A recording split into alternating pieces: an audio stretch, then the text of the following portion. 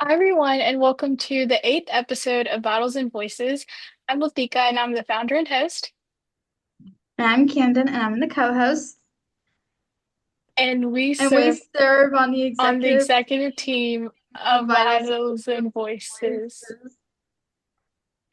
Battles and Voices highlights the journeys of healthcare professionals, sharing their experiences and insights to guide students and aspiring medical professionals all over the world. Please welcome our guest,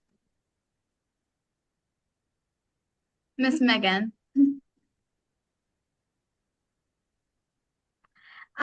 Megan, thank you so much for being here, and it's such a pleasure to have you today on Vitals and Voices. To start off, can you share a little bit about yourself and what you do? Yes, hi, I'm Megan. First off, like I said, thanks for having me. I'm a current second year medical student here in Texas. So if you hear my little southern accent, I apologize due to my nature. I'm a first gen, like college grad, and first person in the family to pursue healthcare. So I love talking about that as like a side hobby on my vlog, Med with Meg, which is something else I do. And then just outside of school, I like to do like content creation, obviously. I'm a dog mom, I'm a wife. I got married to my high school sweetheart in my gap year, and I just love reading and reality TV. So I like to do all the things. So first off, can you tell us what inspired you to enter the healthcare field and pursue medical school? Yes, so it basically stems from taking care of my Lola, which y'all read is like my Filipino grandmother. I had to take up responsibilities at a young age because my mom worked a lot. We were lower income, and it was only her in the house. And so one of the responsibilities I had was to take my Lola to her healthcare visits and kind of encourage her to go because already there's a hesitancy with like a immigrant background, you know. And so that kind of was my initial spark of wanting to be in the healthcare field. And then after an encounter, which I bet I'll get into later with her physician, it was pretty much an exclamation point of like, yeah, this is what you want to do, and this is the impact you want to make on the world. So pretty much my family is my reason. That's so beautiful to hear.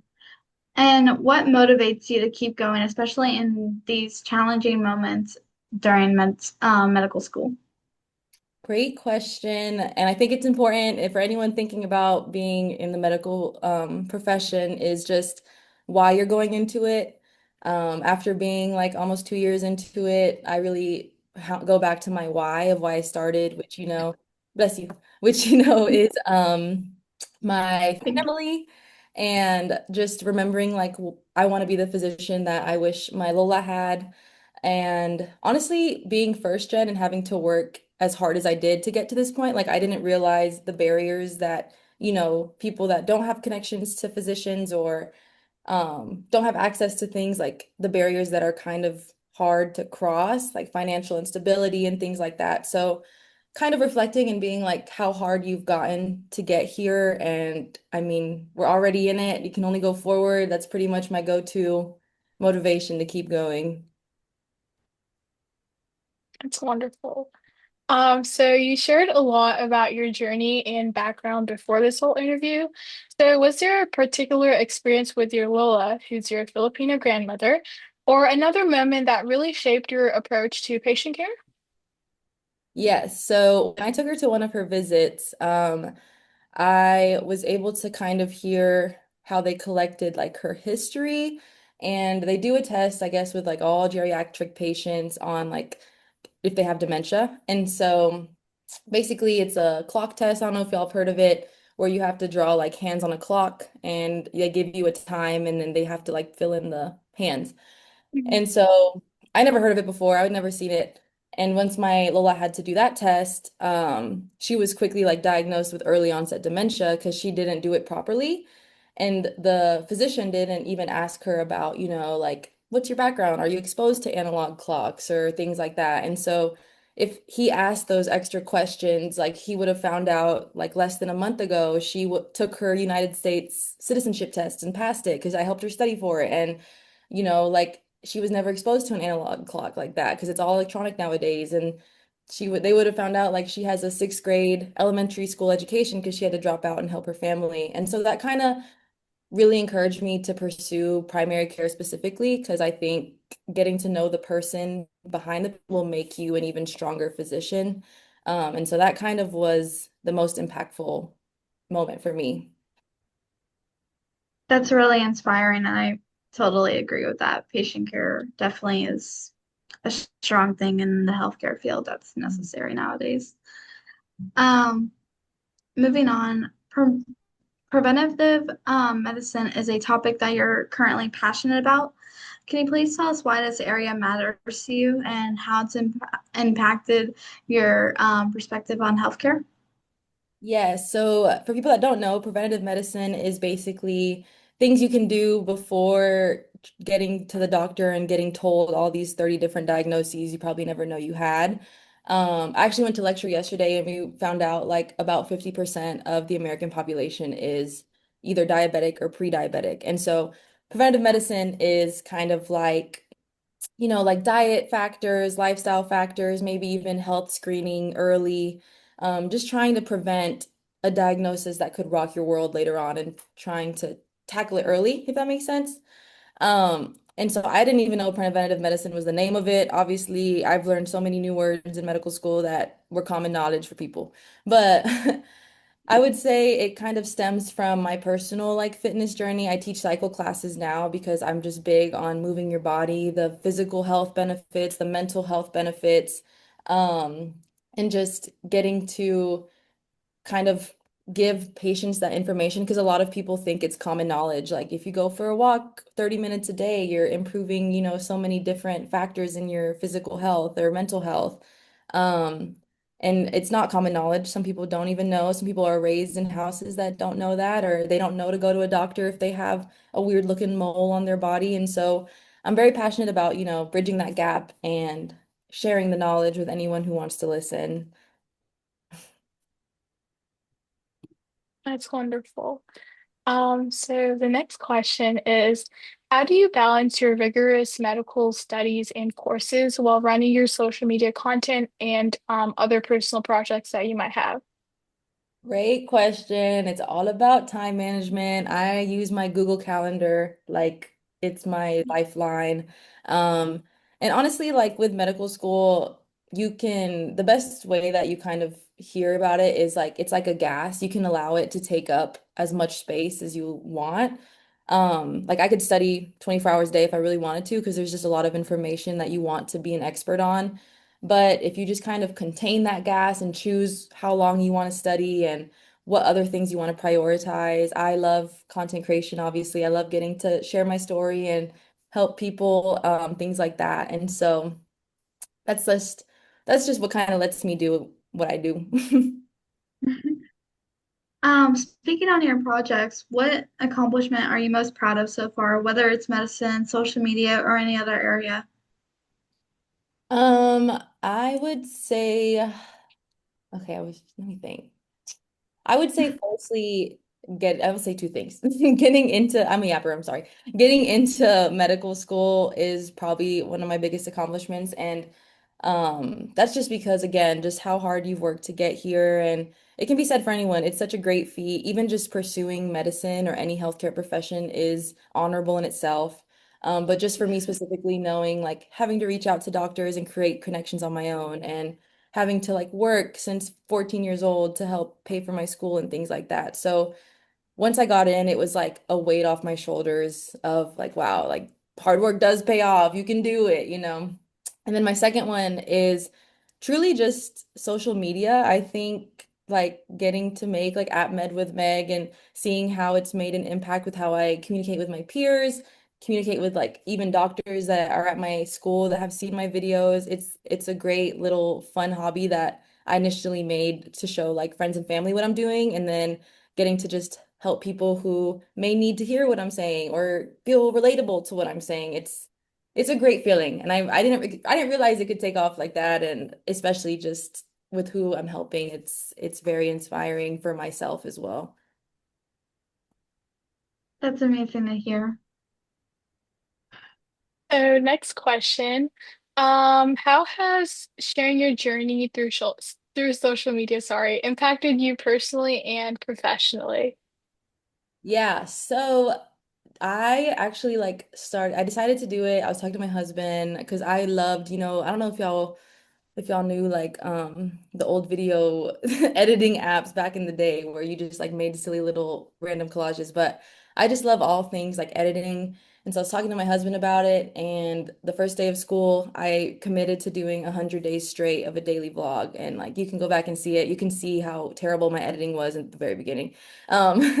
And so I think for myself, just committing to that was just a great sense of discipline. Like if you really wanted to do something, you can do it. Because I ended up actually doing it and fulfilling it all 100 days.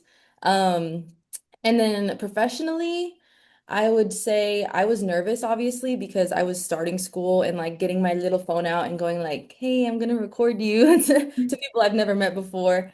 Was a little intimidating, but I mean, I think once they saw I was taking it serious and maybe I was funny or maybe it was relatable, my peers were like happy to be in it and they complimented it. And so it gave me more confidence. And then even like doctors I work with and upper level medical students say like, "Oh, I've seen your like reels, they're so funny." And it's a conversation starter. So I've had no negative experience professionally, which I'm very thankful for. And I hope it only stays like that because I can't do negativity.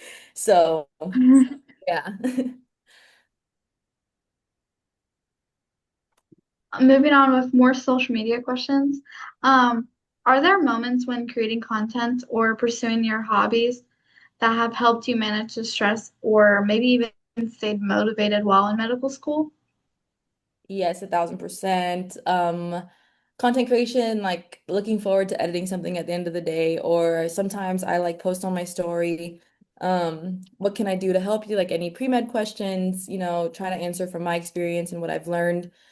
It kind of motivates me to study, obviously, because it's like, now that you're in it, it's easy to kind of lose sight of how hard you work to get here sometimes, and that there's so many other people that would love to be in your position and are hoping to be in your position.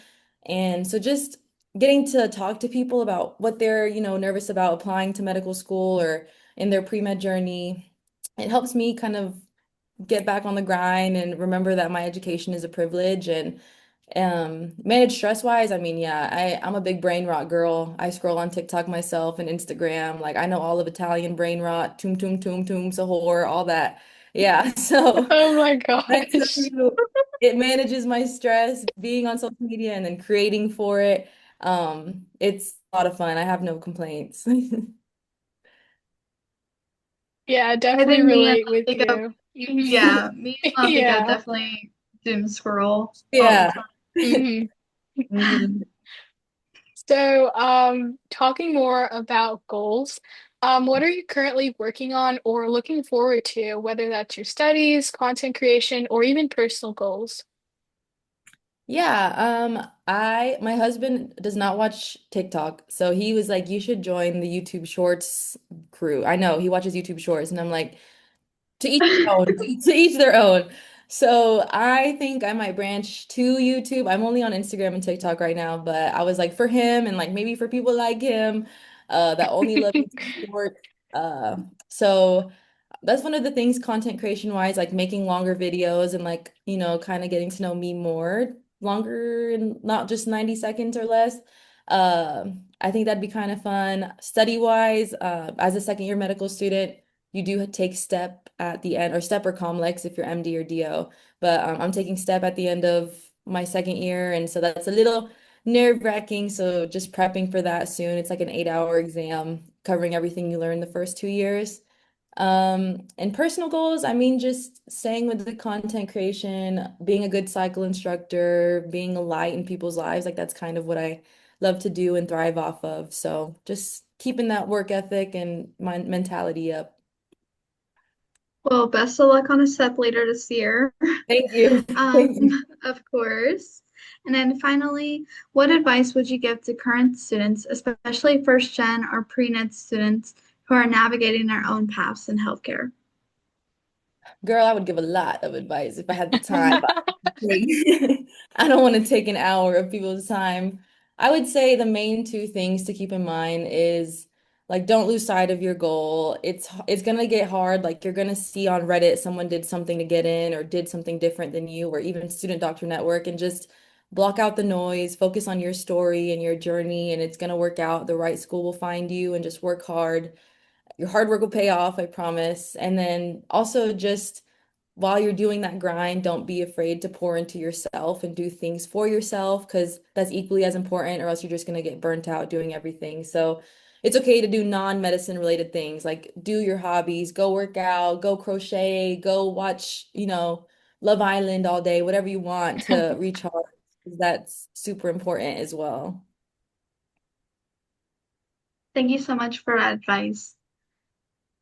I just want to say thank you again, Megan, for sharing your story today. It was inspiring to hear how you're combining medicine, creativity, and community impact.